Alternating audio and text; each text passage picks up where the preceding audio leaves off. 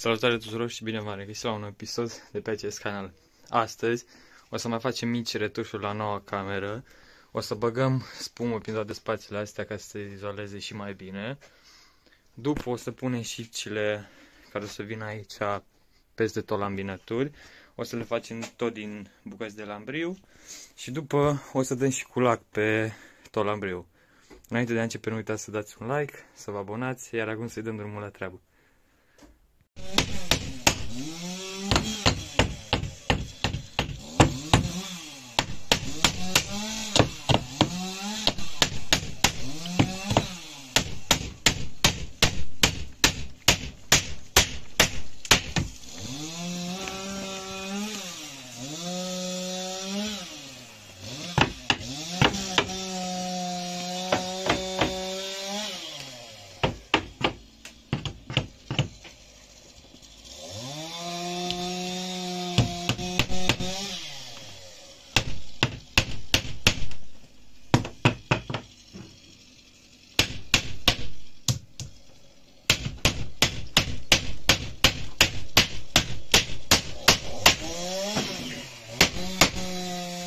Am apucat deja să punem prima bucată și cam așa va arăta tot.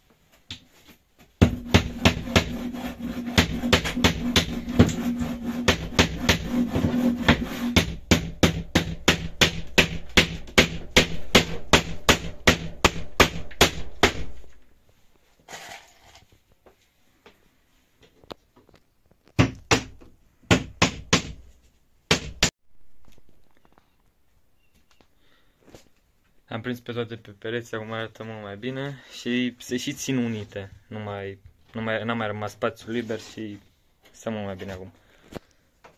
Acum ne vom apuca să băgăm spuma.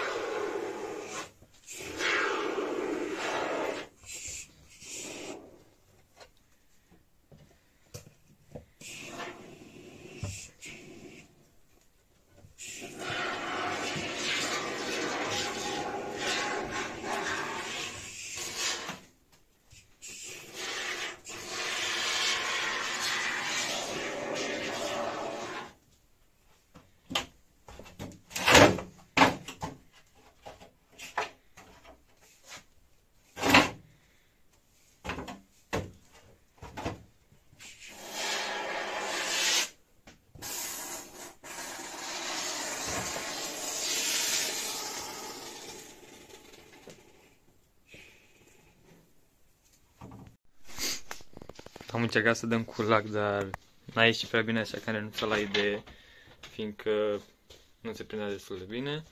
Spuma pe care am băgat-o pe partea de sus a început deja să se umfle, dar oricum va mai trebui să mai băgăm ca să ajungă peste tot.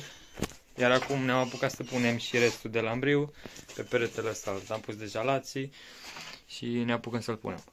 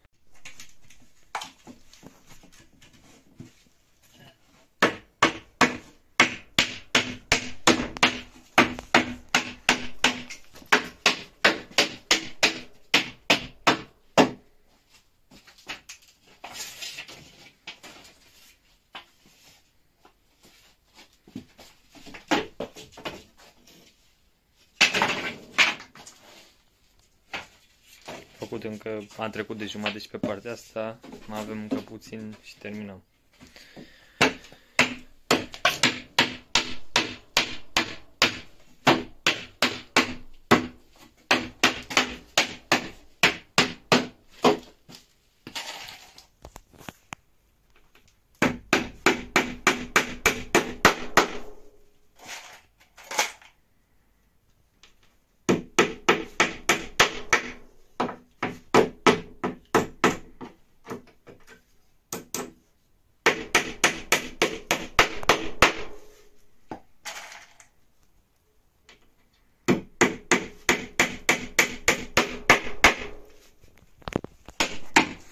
Nu știu dacă o să ne ajungă toate astea și pentru partea de sus, fiindcă mai sunt multe dintre ele stricate sau ne ajung, dar vedem până la final.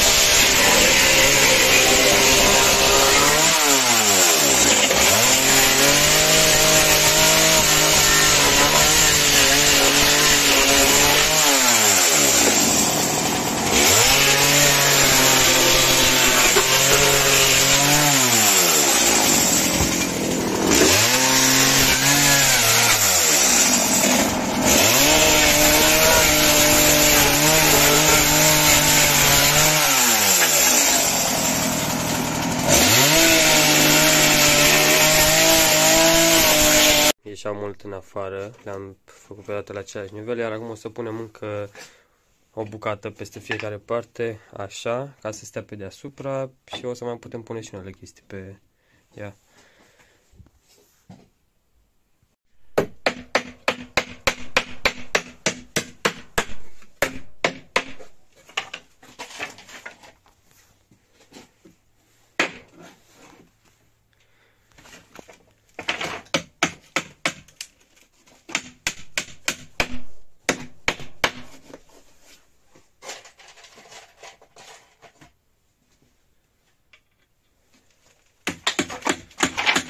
În final, la sos rămâne așa, fiindcă oricum în partea de sus nu ne mai ajunge lambriul, să terminăm și o să punem ceva peste.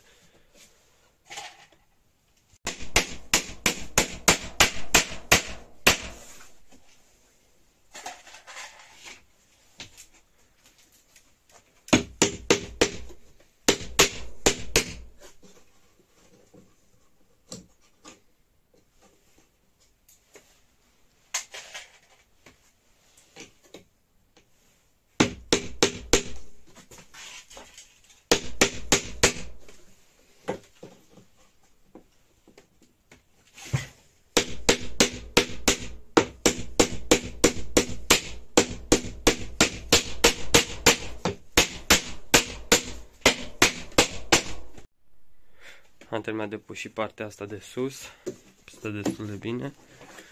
După cum am spus, în partea asta nu ne mai ajunge lambriul ca să terminăm pe tot, vedem noi ce o să punem. Cam așa arată și bucățele de lambriu pe care le-am pus între ele. Aici am mai pus două tablouri, în partea de sus s-a întărit spuma, s-a uscat, numai că va mai trebui să punem ceva și acolo să acoperim totul.